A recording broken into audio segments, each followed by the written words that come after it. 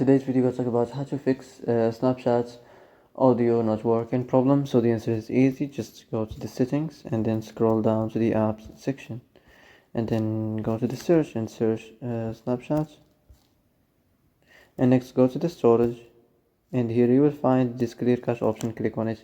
Now you can go check it if it worked, and if it didn't, you can try to restart your phone or turn the Wi-Fi off and on, or the Bluetooth or the iPlan mode. Also, you can try to clear data, but be careful. If you clear data, all the Snapchat's data will be deleted. This includes all files, the settings, the accounts, the databases, etc. So be careful if you want to clear your data. So that's it for today's video. I hope this is the answer you've been looking for. If you like this video, don't forget to like and subscribe, and see you in the next video.